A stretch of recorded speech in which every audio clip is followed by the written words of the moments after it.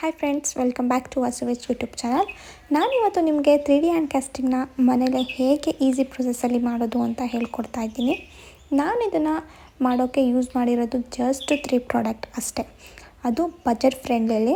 ಖರ್ಚು ಮಾಡಿರೋದು ಏನಿಲ್ಲ ಅಂದರೂ ಜಸ್ಟ್ 200 ರುಪೀಸ್ ಆಗಿದೆ ಅಷ್ಟೇ.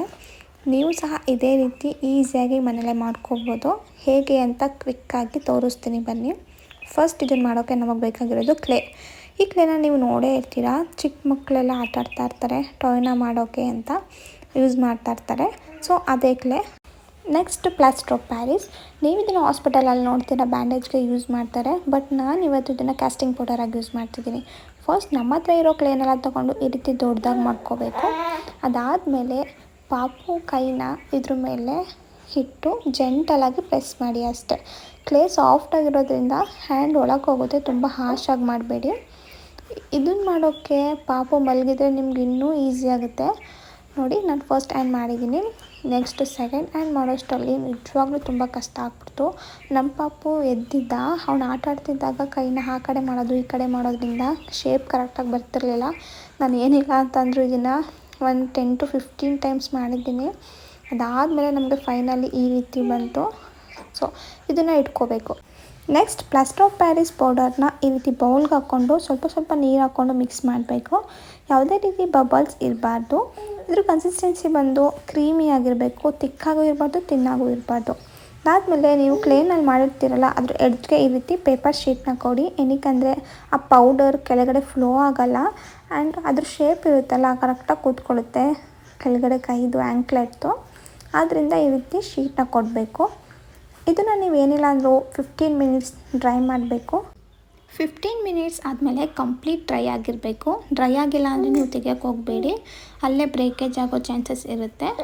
ನಾನು ಮಾಡಿರೋದು ಡ್ರೈ ಆಗಿದೆ ಫುಲ್, ಅದಕ್ಕೆ ನಾನು ತೆಗಿತಾ ಇದ್ದೀನಿ. ನೋಡಿ, ಫಸ್ಟ್ ಸೈಡಲ್ಲಿ ತೆಗಿಬೇಕು, ಅದಾದಮೇಲೆ ಮಿಡಲ್ನಲ್ಲಿ ತೆಗಿಬೇಕು. ನೀವು 3D ಹ್ಯಾಂಡ್ ಕ್ಯಾಸ್ಟಿಂಗ್ನಲ್ಲಿ ಏನು ಫಿನಿಶಿಂಗ್ ನೋಡ್ತೀರಾ, ಸೇಮ್ ಫಿನಿಶಿಂಗ್ಗೆ ಬಂದಿರುತ್ತೆ. ಇಲ್ಲಿ ನೋಡ್ಬೋದು ನೀವು, ನೇಲ್ಸ್ ಆಗಿರ್ಬೋದು, ಲೈನ್ಸ್ ಆಗಿರ್ಬೋದು, ಎಲ್ಲವೂ ಸಹ ಎಷ್ಟು ಕ್ಲಿಯರಾಗಿ ಕಾಣಿಸ್ತಾ ಇದೆ ಅಂತ.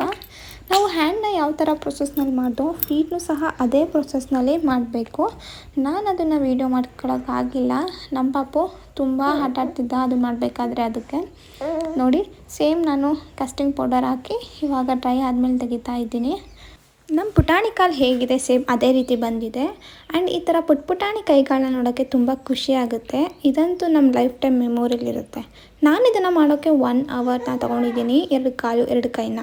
ಆ್ಯಂಡ್ ನೋಡ್ಬೋದು ನೀವು, ಅಲ್ಲಿ ಸೈಡಲ್ಲೆಲ್ಲ ಪ್ಲಾಸ್ಟರ್ ಆಫ್ ಪ್ಯಾರಿಸ್ ಇದೆ.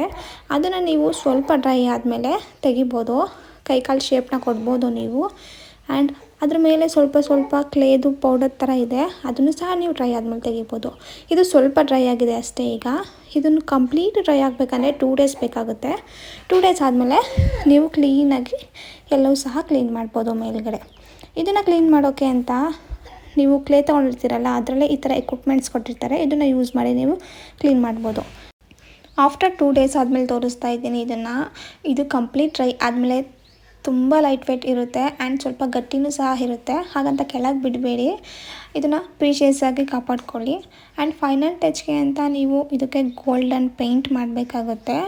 ಸೊ ಇದನ್ನೇನಾದರೂ ನೀವು ಹೊರಗಡೆ ಮಾಡಿಸ್ತೀರಾ ಅಂದರೆ ನ್ಯೂ ಬಾರ್ನ್ ಬೇಬಿಗೆ 3,000 to 5,000 ಚಾರ್ಜ್ ಮಾಡ್ತಾರೆ, ಪ್ಲಸ್ ಟ್ರಾವೆಲಿಂಗ್ ಚಾರ್ಜಸ್ ಎಲ್ಲ ಇರುತ್ತೆ.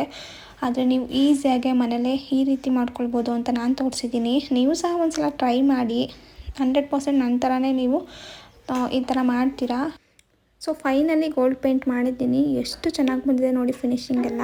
ಆ ಲೈನ್ಸ್ ಆಗಿರ್ಬೋದು, ನೇಲ್ಸ್ ಆಗಿರ್ಬೋದು, ಎಲ್ಲವೂ ಸಹ ಕ್ಲಿಯರಾಗಿ ಕಾಣಿಸ್ತಾ ಇದೆ.